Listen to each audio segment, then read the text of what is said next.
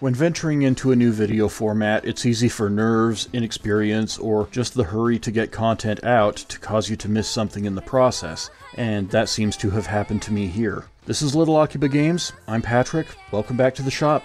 First of all, I want to thank you all for the positive reception to the first digital Akiba installment. Truth be told, I wasn't sure how well it would go compared to the brick-and-mortar store explorations of the types of content creators who inspired me to attempt an eBay alternative, but all the conversations I've had since the video went up last week have been overwhelmingly positive, making me want to do a lot more of this, and hopefully iron the production out in so doing. However, an unfortunate and unintended oversight was my failure to include a price rundown of my haul at the end of the video, which was kind of the point in the first place, to put the accessibility of import gaming on full display. Affordability is a huge part of accessibility after all, even the main part of it to many, and I really dropped the ball by not including what I paid for everything in the last video, so for that I apologize. In addition, Japanese subcultures restocked after the video went up, which led to another purchase. I'll be including that order in this video because it's impossible to overstate how great of a store is coming together here. And what I paid for what I got in this latest order is absolutely incredible.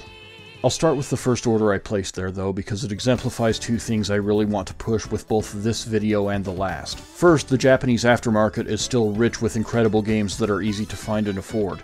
And second, because of that, you can get started building your retro import library with a shockingly low cost of admission. Here, about $30 got me Final Fantasy V and VI, Romancing Saga 2 and 3, every Dragon Quest game that released on the Super Famicom, Super Mario All-Stars, Bassin's Black Bass, and especially shocking, A Link to the Past for $2, and Super Ghouls and Ghosts for $1. Better still, the seller is absolutely wonderful and even went on to ask me what other games I was looking for, which, after the other orders in the previous video narrowed it down a bit, I sent him a list of. Of all the Japanese retro shopping videos that I've gone through in my spare time, and there are a lot, one of the ones that left the biggest impression on me had Kid Shoryuken and Destiny FOMO visiting the Mondai Shoten in Kawagoe, Saitama. What really impressed me about Mondai Shoten was their Nintendo rack that included loose cartridges of Famicom, Super Famicom, and Nintendo 64 games, many of which had stickers on them indicating a 3 for 800 yen offer, while the rest were still priced extremely well. I bring that video and those prices up because shopping with Japanese subcultures genuinely makes me feel like I'm getting as close to that value as possible, and from a seller that actively takes an interest in what I'm looking for as well. Moving on, at least for a moment, Shotoko Battle 94 from Animage Japan set me back $12.29, which is pretty strong when you account for their free shipping. I wasn't going to place a large order with them based on their overall pricing, but nowhere else I was ordering from at the time had this game in stock, and the free shipping made this an attractive place to pick it up by itself. I see that being their role in any regular import game shopper's routine lineup of stores to visit.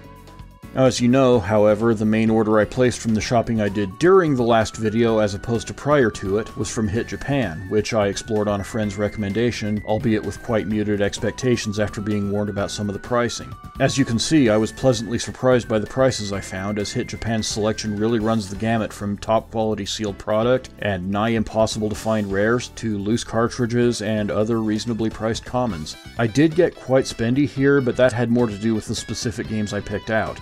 And when you take note of some of the games that went into this order, it really would have been much pricier most other places. Believe me, I checked.